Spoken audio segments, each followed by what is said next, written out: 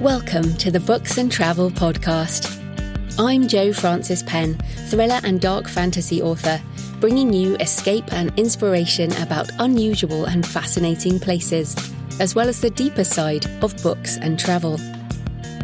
You can find the episode show notes at booksandtravel.page, and if you enjoy thrillers set in international locations, download one of my ebooks for free at jfpen.com/free.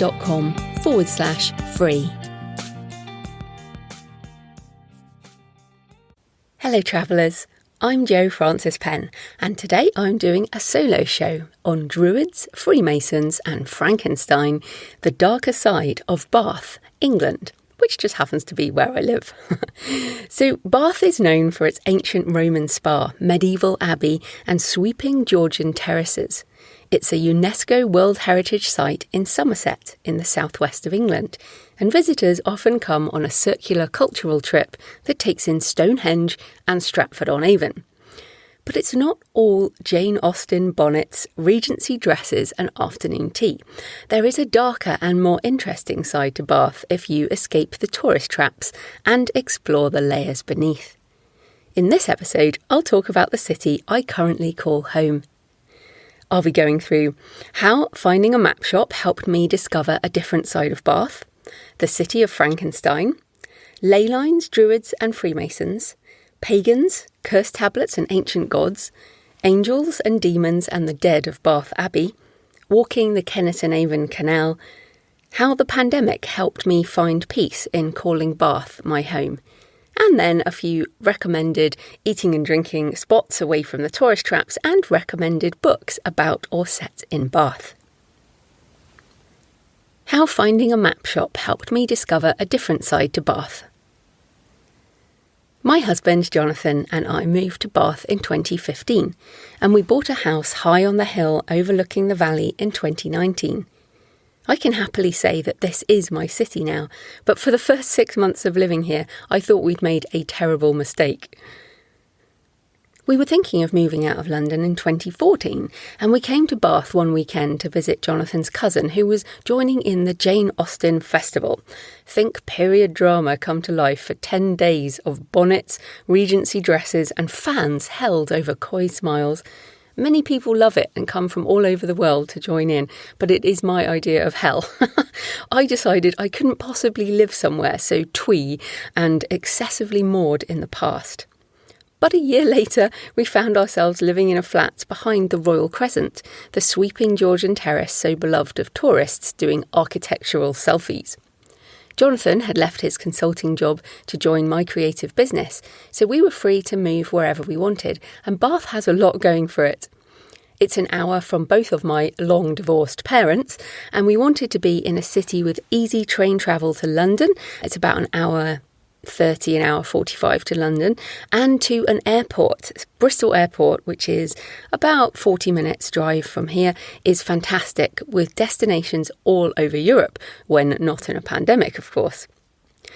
I also didn't want to be in a city where I had a previous history, so we did consider Oxford, which I love, but it belongs to my university years, as I talked about in a previous episode. And I went to school in Bristol, where my mum now lives. I love my mum, but I didn't want to live in the same city. Bath is only 15 minutes by train, so it's not that far away. So we moved here in mid-2015, and as I said, quickly felt like we'd made a mistake. So there is a buzz in London that keeps everything revved up. It keeps the pulse racing, and you walk faster to keep up with city life. You have to just keep moving, and it seems as if everyone is achieving more than you, faster than you, and there is always so much to do and see and experience, and you never have enough time to do it all. You can never really stop in London. If you stand still, everyone else has already moved on. And I do love that. I absolutely love London. But we moved out because we wanted a slower pace. We wanted to be closer to nature and walk and cycle away from the city. But Bath felt so slow and small in those first few months. Our choices felt diminished by the smaller physical location. But what was interesting is about 6 months later, that buzz faded. That addiction lessened with time. And now when I go back to London, or at least I did when I did go back to London pre-pandemic, I find it invigorating but tiring because of the pace. And I look forward to coming home again and getting away from the city. And as I said, I just could not identify with the Jane Austen bonnet side of Bath, which you see even walking down into town. You go past the museum, and I'm just not a ribbons and bonnets type of girl. So how could I find my home here in this place that seemed so perfect? Now, for me, it's all about writing, and my fiction is rooted in my sense of place. All my story ideas start with a setting and a place, and the things that happened in that place stories emerge from that for me. Now, my Brooke and Daniel thrillers are all set in London, and my love for the city is clear in those books, in the thoughts and words of Jamie and Blake, and how I write about the city of London. And I love it, and I do want to write more of those, because even though London is different for me now, I still absolutely love going back. And I thought that perhaps if I set a book in Bath, I would learn more about the place and find something to anchor myself. I could not believe that the city was just sickly sweet Jane Austen nostalgic romance. There had to be more. There had to be a dark side. So I started writing in a local cafe and walked almost every weekday from our flat down through Margaret Buildings, which is a pedestrianised street near the Royal Crescent, around the Circus and on to the coffee shop. I would always stop and look in the window of Jonathan Potter's antique map shop as I passed, fascinated by the lines on paper and vellum that represented the physical world. Now, I've always loved maps and globes.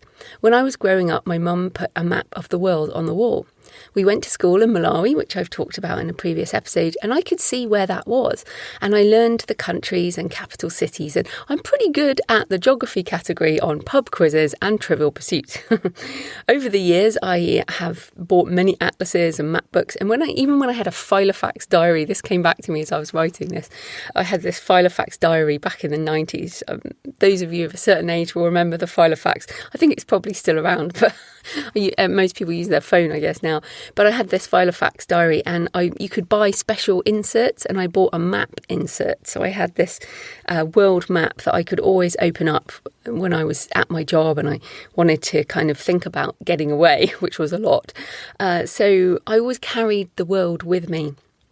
And of course, now we have smartphones and instant Google Maps, which I use a lot to figure out where things are. And I actually have a map of the world in front of me as I write this, stuck on my wall, so I can look up and see the world. I have that right above my desk. So I just love having that perspective on the world. Now, back on the map shop, the cartographer, Jonathan Potter, worked at his desk in the shop. And one day I went in and bought his book, Collecting Antique Maps. Not that I want to collect antique maps, but I certainly collect books. And the field of cartography has so much gorgeous imagery. And as I walked past each day, an idea started to form. What if I could walk through the maps to the places they depicted? What if I didn't have to get on a flight for 28 hours to go to New Zealand? That would be awesome. And what if there was another world on the other side of the map? And that idea became the seed for Map of Shadows, the first in my Mapwalker adventure fantasy trilogy. Sienna Farron inherits that particular map shop from her grandfather, and I should say Jonathan Potter is an older guy, and so I thought about him being a grandfather perhaps. And so Sienna inherits the map shop and discovers she is part of a line of map walkers who can walk through maps and even make new ones with powerful blood magic.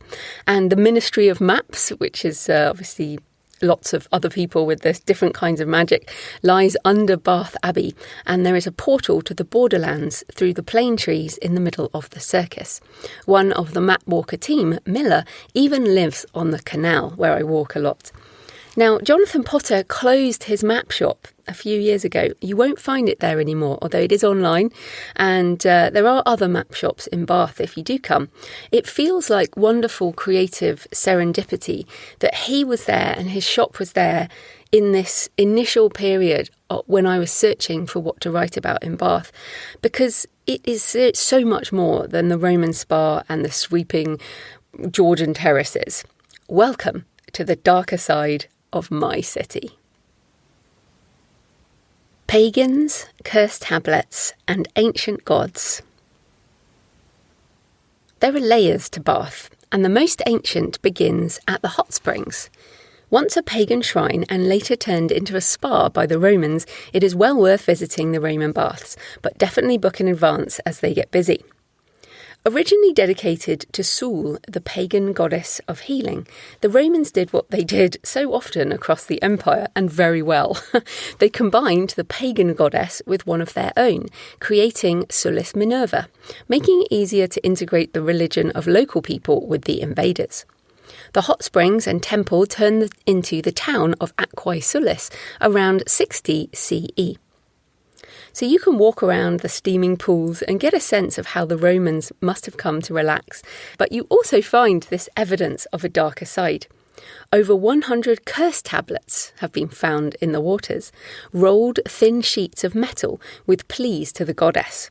Some were binding curses against love rivals or sporting competitors, and others were demanding justice for wrongdoing and punishment for those responsible.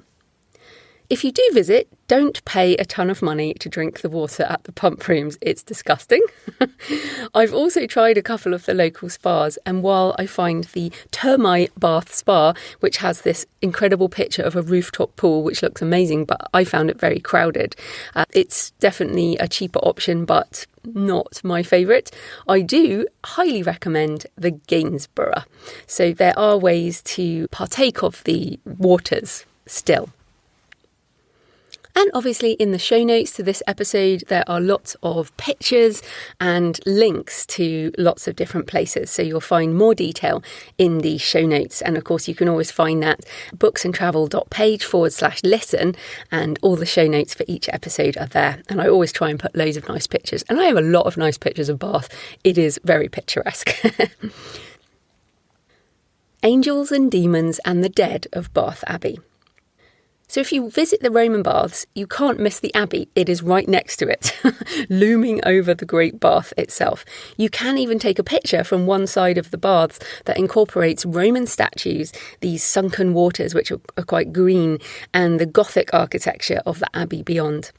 It's built of Bath stone, which a lot of the buildings are, obviously, a local limestone that gives the buildings a distinctive warm honey colour in a certain light and makes photographers very happy. So stand in front of the ornate wooden door of the abbey and look at the Jacob's Ladder carvings on either side. And I still remember when I first realised what was happening on these Jacob ladders, because you think, oh, abbey, lovely, angels going up to heaven. And indeed, most of those angels are climbing the ladder up to heaven. But some are crawling down.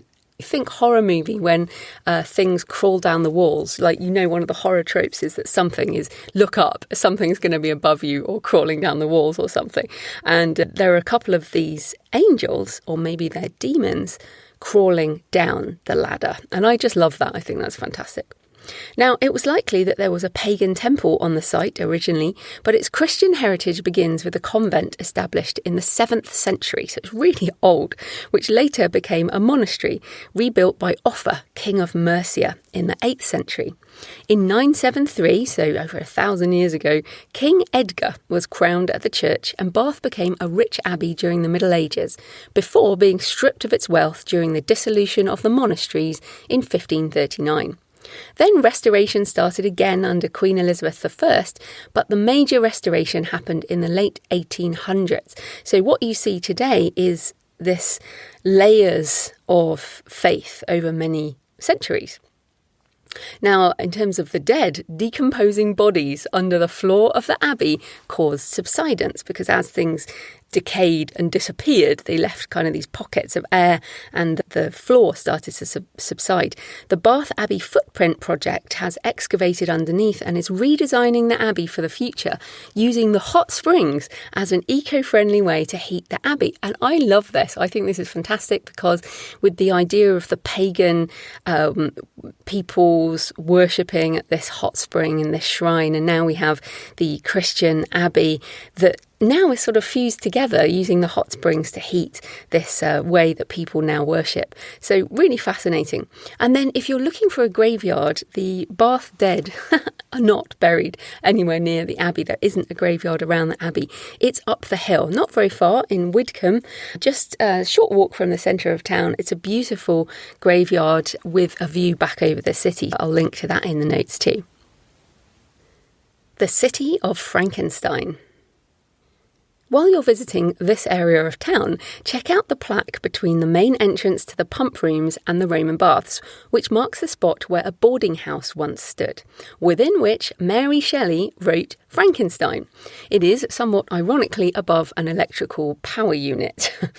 Now, she famously had the idea for Frankenstein during a storm at Lord Byron's house in Geneva, and that's the one that gets romanticised. But she actually wrote much of the book in this boarding house in Bath, while living in scandal after she eloped with the poet Percy Shelley. Now, it was not a happy time, she was basically a teenager.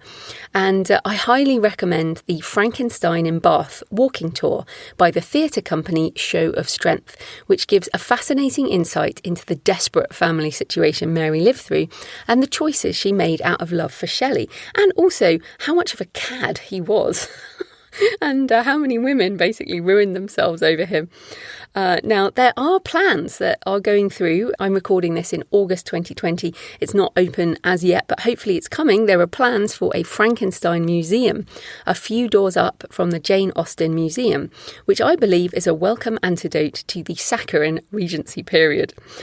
Of course, Jane Austen didn't even like Bath, which is not discussed very much. She lived here for a few years, and a character in Persuasion says it was oppressive, noisy and gloomy.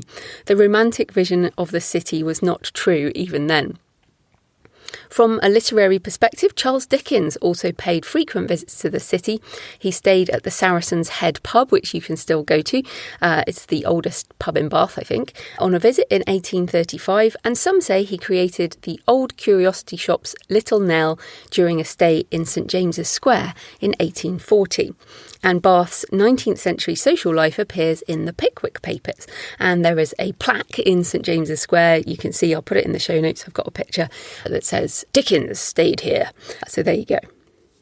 But I particularly love the fact that Mary Shelley was here. And when I discovered this, I just felt so grateful, because it's a city that has both of these sides. And I personally sit more towards Frankenstein than I do towards Austen. But if you love Austen, then it's also a great place to visit. So I think I just was so appreciative of finding out about these other stories that are less well known about Bath. If you mention Frankenstein, people do not know that it was written in Bath. Ley lines, Druids and Freemasons. So if you take a walk up the hill from the Abbey toward the Royal Crescent, you will walk through the Circus, which is gorgeous. It's this round Georgian terrace with 3 layers of classical columns and lots of symbols. And it is actually impossible to take a picture that does it justice. I have tried. Because it's so perfectly round, it's very hard to get it in the hole. And 5 enormous plane trees stand in the central garden, blocking the view of the buildings if you try and take it across the way. And it's hard to picture this curved facade, but think of literally a perfect circle with these trees in the middle. And I used to walk through the Circus almost every day before we moved up the hill. And it's a place I've come to love. So in the summer, the sound of the leaves is like the ocean on a windy day. It's really these wonderful sort of leafy, windy sound. And in the winter, these skeletal branches reach toward the grey sky. Now, it plays an important part in the story of Map of Shadows, particularly in the opening scene, and it is far more than just a round terrace. So architect John Wood the Elder, who was very interested in the pagan and occult and Freemasonry, he designed the circus by modelling its dimensions on Stonehenge, which is only an hour southeast of the city. The outer circumference of the circus matches the prehistoric standing stones, as well as incorporating the druidic shapes of the circle and the crescent in the circus and the Royal Crescent just down the street. Some say a powerful ley line and energy line runs through the city, connecting spiritually significant places. There are also over 500 carved emblems along the frieze of the columns around the circus. So if you go, look up and look at all the individually carved emblems. They're fascinating. There are things like serpents, the stone tablets of the Ten Commandments, lightning bolts, wheat sheaves, and lots of symbols of religious and Freemasonry significance. Also, the layout of the circus, which is round, and then Gay Street, which is a straight street that runs down from there, and Queen Square at the bottom form a key, a common symbol in Freemasonry. Bath also has a lovely Masonic hall, which you can visit if you enjoy visiting lodges and looking at that history. Walking the Kennet and Avon Canal. But of course, Bath is more than a pile of old stones and architecture. It is also close to nature, with the River Avon running through the heart of the city and the Kennet and Avon Canal running southeast towards Stratford-on-Avon. The canal is my happy place, and I have walked part of it almost every day during the lockdown phase of the 2020 pandemic. There is always something new to see. The seasons turn and the hedgerows and the trees change colour. The cygnets and the ducklings are born every spring and grow up on the water. The boats move on and new ones arrive. And there are always dogs and cats and people, and it's just a fascinating place. And I never tire of its infinite variety. There is always something to see along the canal. I think a lot while walking and sometimes write with dictation. And with the canal, there is no need to use any brain power on navigation. It's just a straight line and I can't get lost. It's like walk in this direction for a couple of hours, turn around, walk back. So I have documented my walk with lots of photos from Bath Spa Station to Stratford-on-Avon. It's around 17 kilometres. You can do it one way and return by train. You can also stop halfway and get off if you like, get a taxi back or something. There are opportunities for coffee, ice cream. There are toilets and a pub en route, as well as plenty of photo spots. And you might even see me along the way. If you want to have a look at that route or walk that route, you can go and check that out. I'll link to that in the show notes. There are a lot of gorgeous walks around Bath that all take you beyond the tourist areas. Little Salisbury Hill is another of our favourites. It's an old Iron Age fort, a flat-topped hill with views back over the city and skylarks singing on the top in the summer. And the skylarks have been wonderful this summer of lockdown. You can walk from town through Larkhall Village, which has an excellent bakery, or along the canal and up through Bath Easton with a rest stop at the Bathampton Mill pub for refreshments. And again, I'll link to that. The top of Little Salisbury Hill is a National Trust site, so it's there's nothing built up there. It just has these wonderful views over the valley. You can also head up to Prior Park Gardens to look back over the valley in the opposite direction. For more walks around Bath, check out On Foot in Bath, 15 Walks Around a World Heritage City by Andrew Swift, and Country Walks from Bath, also by Andrew Swift. And all the walks start from Bath City Centre and none of them are particularly long. Finding home in Bath during the pandemic. So as I write this and read this in mid-August 2020, I have not travelled more than an hour from Bath since mid-March, when the UK went into lockdown in response to the coronavirus COVID-19 pandemic. As a travel addict, as you know, and you probably listening are also one, at least in your mind, if not physically, and I have not remained in one place for this long. And I was trying to think, I think it was when I was at university in the mid-1990s. I travelled every holiday back then, and once I started at a job, I commuted to Europe every week. Like I would get the train to Brussels, for example. I worked in Belgium, Finland, Holland, and then in Southampton, commuting from London. And then I headed off down under in the year 2000, and I've talked about the Australia trip, and I still haven't done my New Zealand episode, but that is coming. My life has been one of movement. And when the pandemic forced us to stay in one place, I had moments of rage. Perhaps you can identify with that. There were these I got very angry, and being told I had to stay still at the pandemic for upending all our lives, at not being free anymore to go and leave when I wanted, just go somewhere else. And that anger was part of the stages of grief that so many of us have been through during this time. But I was able to walk it out over kilometres along the canal or up Salisbury Hill every day. There's nothing like just keep walking. If you're feeling angry, eventually you're going to stop because you just get tired. So as the anger subsided, I began to feel incredibly grateful to live somewhere that has everything I need for physical and mental health, somewhere so beautiful, with fast internet so that I can work from home with enough facilities to support the community while things have been difficult. And as things are starting to ease here, some wonderful coffee shops and restaurants so we can begin to live more freely again, even in our local community. And this enforced period of remaining still has made me feel like Bath really is my home, at least for now. We will travel again soon, I hope, but I am content here. And that has surprised me because even though we bought a house, I wasn't sure it was our home. And now I just feel like, yeah, this is my home. Now, back in episode 30, recorded in mid-March near the beginning of the pandemic, I talked about sanctuary, retreat and belonging, the importance of home in difficult times. And I said then that I do not have roots here yet. And perhaps that is because I never stay still enough to put them down. And after 5 months of truly living in these few square miles, I feel that my roots are beginning to grow down into the soil of these hills, tapping into the ancient waterways. Some people have even commented that I'm beginning to pick up a West Country accent. You are my lover. Is it very R in the West Country here? So I wanted to share my city of Bath with you, and when the world opens up again, I hope you will come here and see more than the average tourist does. So then in the show notes, I've included quite a long list of recommended restaurants, bars, pubs and coffee shops away from the tourist traps. I feel like there are so many, as any tourist location, there are so many bad places to eat and drink around the hardcore tourist area. So I wanted to give some options if you do come to the city.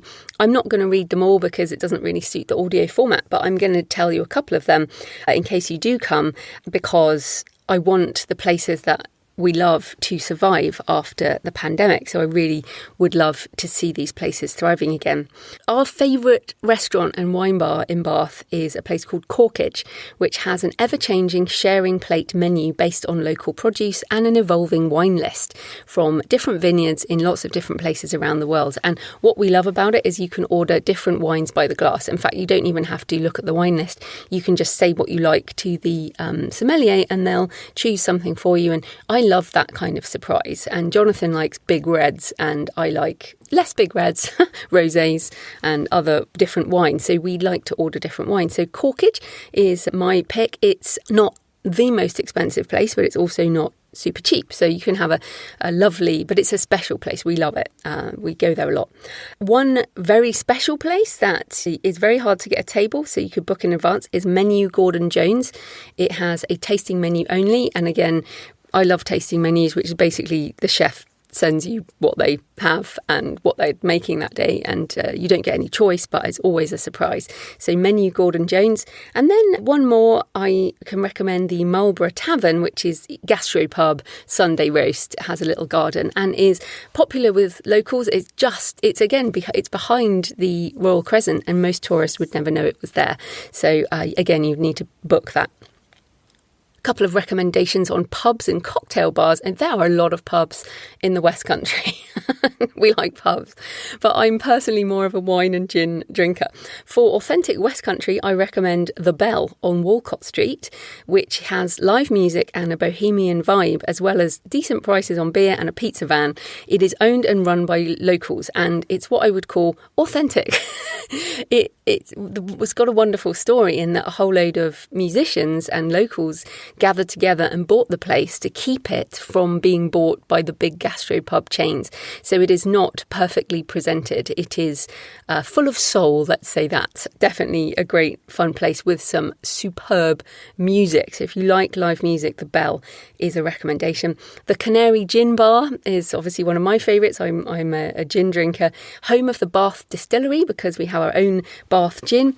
and lots of different other drinks if that's not to your taste. And finally, the Dark Horse in Kingsmead Square, which is an award-winning, interesting cocktail bar, a late-night venue, in my opinion, and is the perfect place to finish an evening.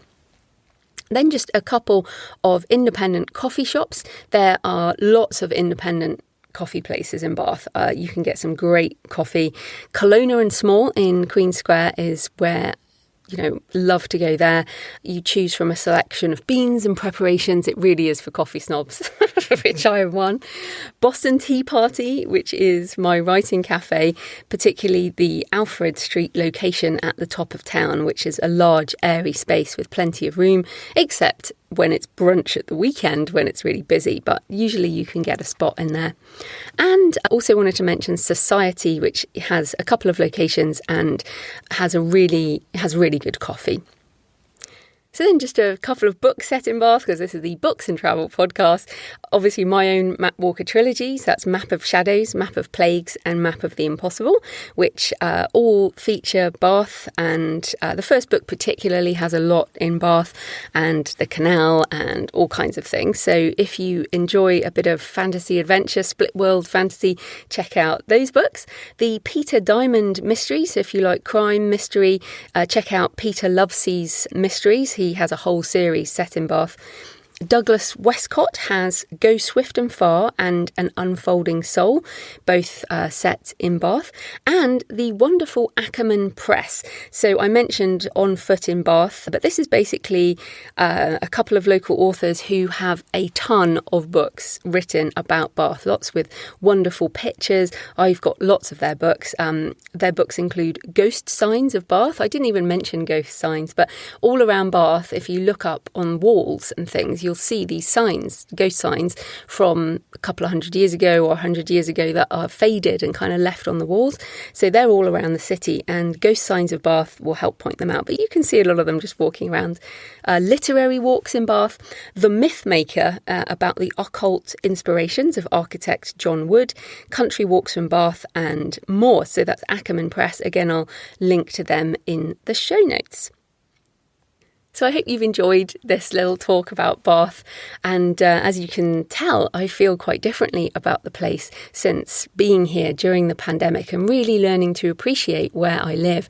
And I think I've definitely been guilty. I mean, maybe many of us who travel are not guilty, but, of every holiday going and doing things in other places. Whereas I've really learned to do more in my local area, and I've loved it. And I feel very content to be here. Of course, I'm really looking forward to going away again, but equally I live in a wonderful city. So I hope you've enjoyed the darker side, and if you do come here, you will be able to see more than the average tourist. So yes, happy travels, and I'll see you next time. Thanks for joining me today on the Books and Travel podcast. I hope you found a moment of escape. You can find the episode show notes at booksandtravel.page. And if you enjoy thrillers set in international locations, download one of my books for free at jfpen.com/free. Happy travels until next time.